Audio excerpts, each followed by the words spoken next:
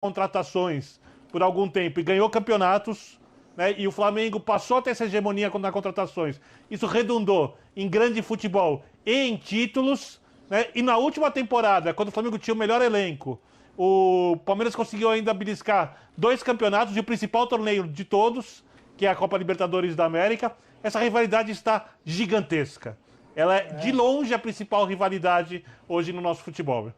Elas são sazonais. E assim, já teve Flamengo e Atlético, gigantesca, e por outros motivos, jogos até bem, né, pegados. As rivalidades locais, essas nunca vão desaparecer, mas uma rivalidade hoje, Flamengo e Palmeiras, vem há alguns anos, porque se dá também pelo poder de investimento, né? E o Atlético pode entrar nessa parada aí, ser um terceiro. Tal. Então, assim, elas são sazonais, né? Sem tirar aquelas que naturalmente são, né, já descritas de uma outra forma aqui no Brasil, como os grenais, por exemplo. Tal. Agora, a gente tem que também combinar, né? Você pega assim, Fla-Flu hoje, tá mais derrubadinho. O Vasco e Flamengo, tá mais derrubado. Você tem que dar uma, né? Você tem que acender ali a rivalidade, porque tá derrubado. Teve o Cruzeiro e Palmeiras por um tempo também, que foi a rivalidade acentuada. Nossa, e de repente, né, Birne, fez assim, puf, cadê o Cruzeiro? Né? Então hoje está procurando do Cruzeiro. Grêmio e Palmeiras, né? Então Grêmio e Palmeiras, das 90. Grêmio e Palmeiras. 90. Corinthians e Inter, sempre vem a história de DVD. Essa continua. Essa continua. Então, cara, assim, ainda bem que elas existem, ainda bem. O jogador também acho que serve para estimular jogador, tal, se é que precisa disso, né? Ô Zé, em relação ao Abel Ferreira, o Mauro citou Abel e tal, Jorge Jesus ganhou tudo, inclusive essas 2 competições que estão por serem definidas como Palmeiras na disputa. O Abel já disse que quer ganhar tudo, falou inclusive no Bola da Vez. Qual o tamanho que ele adquire ganhando mais esses 2 títulos? Não chega ainda no Jorge Jesus porque aquele Flamengo jogou melhor do que o Palmeiras?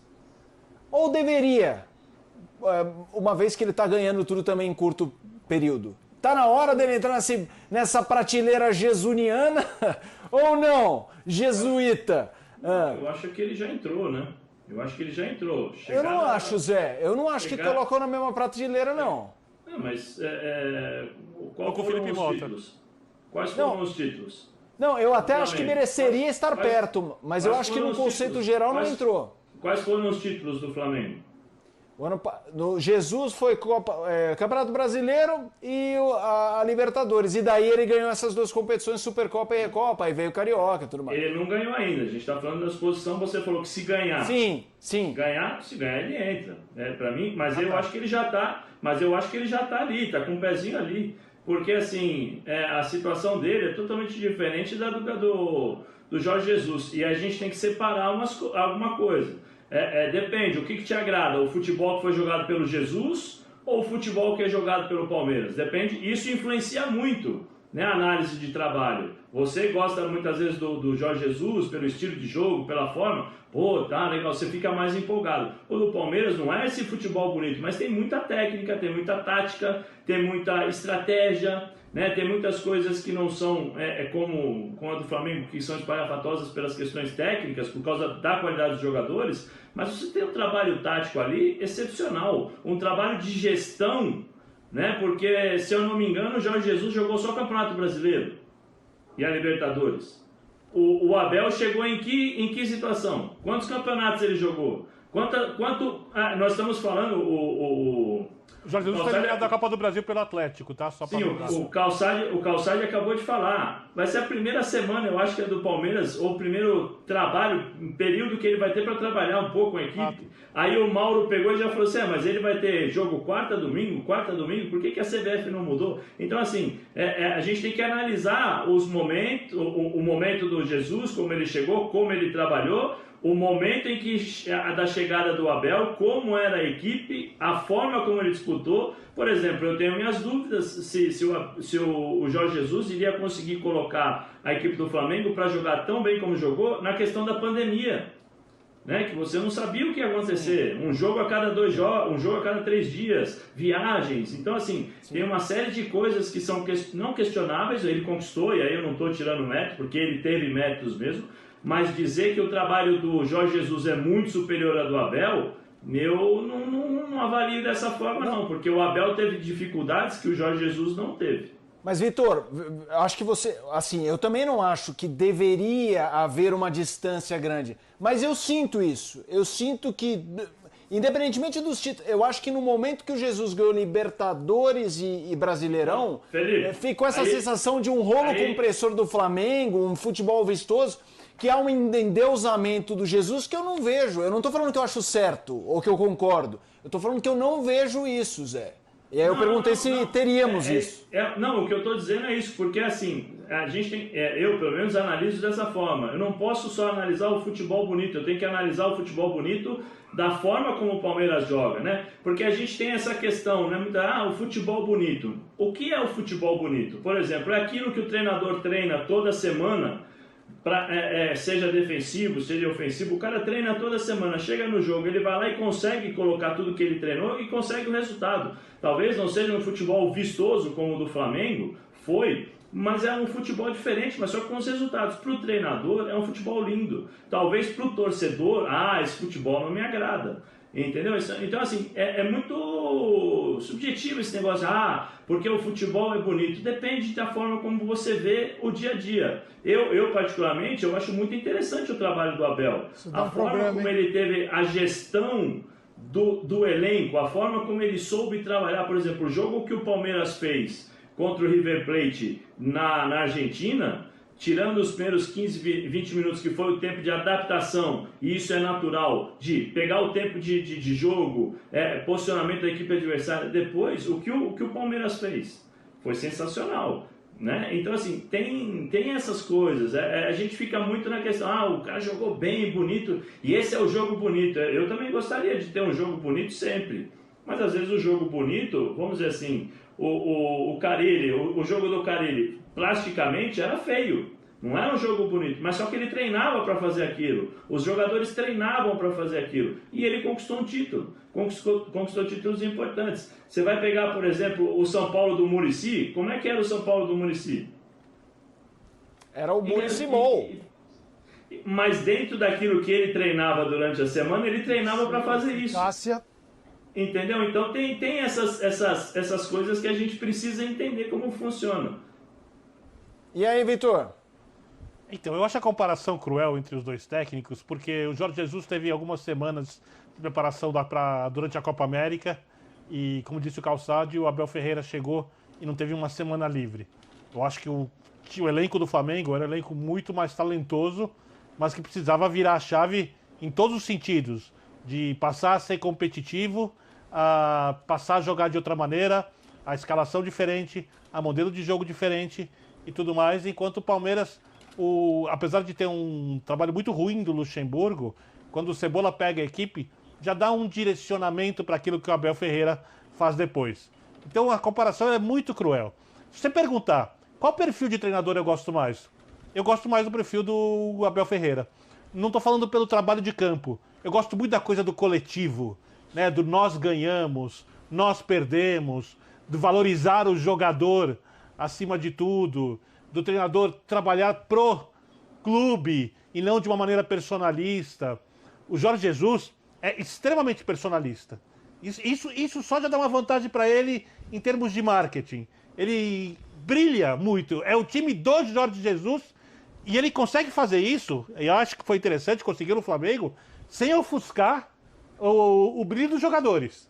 Tem que colocar isso. Tem técnico que quer brilhar muito, e aí você tá Vanderlei Luxemburgo, claramente, que muitas vezes parece que eu ganho, nós empatamos, vocês perdem.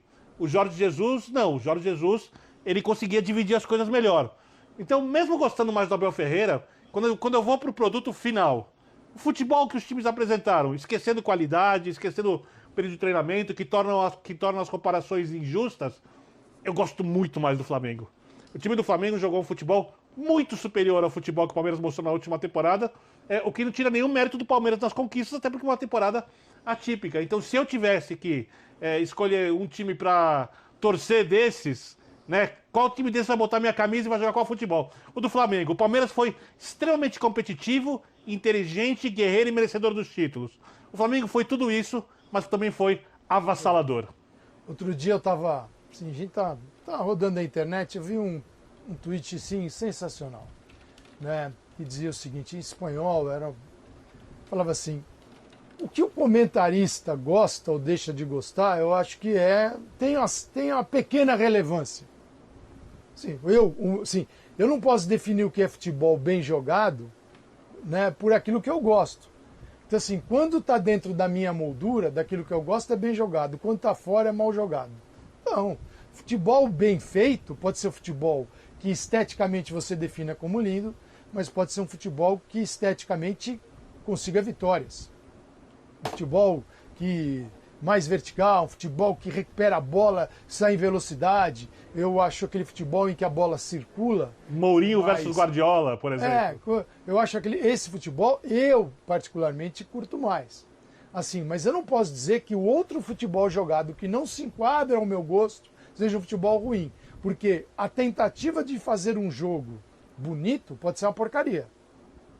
E a tentativa de fazer um jogo mais objetivo, com outros mecanismos, né, dentro de campo, outras vias, pode ser também mal feita. Ou pode resultar em resultados assim, fantásticos, que levem a equipe a disputar título. Porque quando é bem feito, é bem feito. O problema é quando tudo é obra meio assim, é tudo mais ou menos. Aí você pode ter, tanto numa via quanto na outra, um jogo mais ou menos. Então, assim, o que o comentarista gosta, eu acho que vai até a página 5. Eu acho que a gente busca dizer, dentro daquele padrão que o treinador escolheu, ele está fazendo bem feito ou mal feito? A gente pode falar, dentro daquele padrão é excelente. Acho que vai mais ou menos na linha que o Zé estava falando. Quer dizer, ele pode ser diferente do meu gosto, mas eu tenho que ter a condição de dizer e analisar que ele faz bem feito dentro dos caminhos buscados por determinado treinador. E aí, Jorge Jesus e Abel Ferreira são caras de mundos completamente distintos. Completamente distintos. Completamente diferentes aí. Ô Mauro, eu quero ouvi-lo, mas tem um assunto de técnicos que está na nossa pauta, que já que a gente está falando de técnicos, eu vou trazer e deixarei por último Birner e Calçado. Não dá para falar tudo, não dá para falar tudo. Principalmente quando o Facincani está envolvido. O legal do Facincani é que ele não está no programa, mas a gente deixa a memória dele bem viva, né? Da pior maneira possível, mas a gente bom porque ele não pode se defender. Sempre presente, sempre presente. Isso, sempre presente. O fato dele não poder se defender é melhor ainda porque ocupa menos tempo de programa. Seguinte, a gente tava falando sobre aquela conversa que surgiu lá do Gabriel Veron, né, o Sormani? Uma equipe de Manchester, que a coisa estaria encaminhada com o Gabriel Veron, 50 milhões de euros. E a gente ainda falou, pelo amor de Deus, o Vinícius Júnior não foi por 50 milhões, o Rodrigo não foi por 50 milhões. E parece, pelo que eu estava lendo, que o Palmeiras até já desmentiu essa conversa. Mas olhando a base do Palmeiras hoje, o Sormani... Não oficialmente, qual desses meninos aí...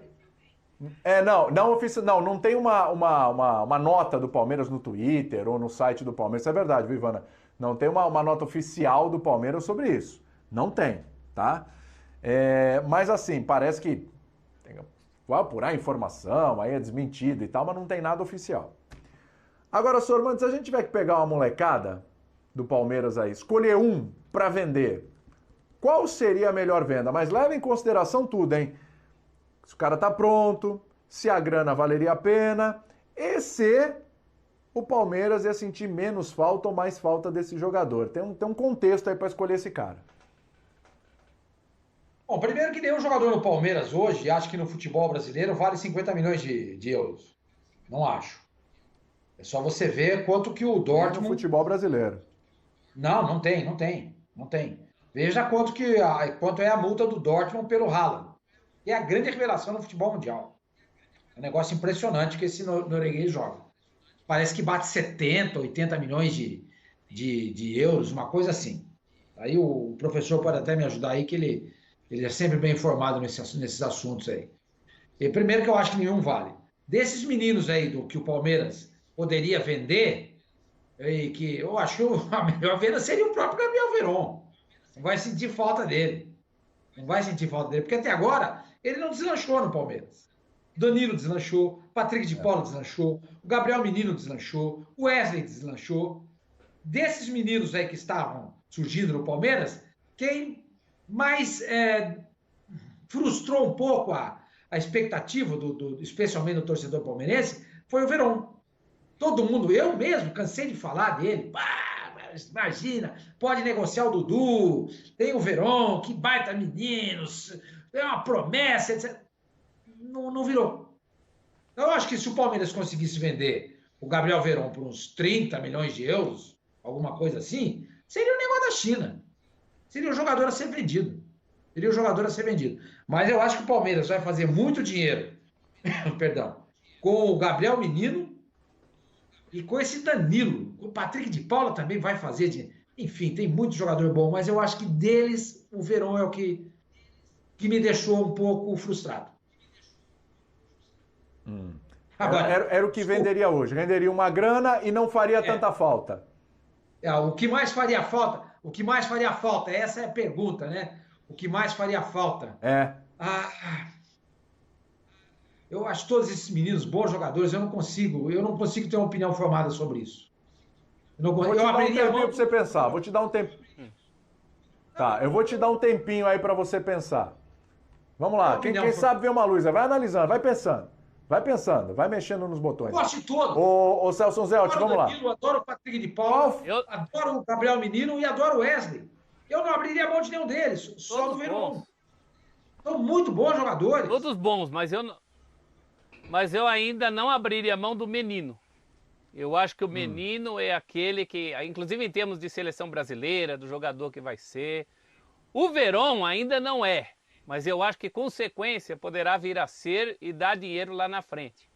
Como o Palmeiras não é um banco, é uma sociedade esportiva, eu vou pensar mais do ponto de vista do torcedor. E para as posições do time, se tiver que abrir mão de alguém, se tiver que abrir mão dos anéis para ficar com os dedos, eu venderia ou o Danilo ou o Patrick de Paula, pela posição em que jogam, para desfalcar menos o Palmeiras de hoje. E entre os dois eu ainda venderia antes do Patrick de Paula. O Veron não. Tem uma tela boa aí, hein? Ainda não. Eu acredito que o Veron ainda pode render tecnicamente para o Palmeiras. Com sequência, né? Teve coisa de contusão. Sim. Ele lesionou também. Professor, olha, gente, só um minutinho. Só um minutinho. Preciso ir para o intervalo nesse exato momento. A gente volta já.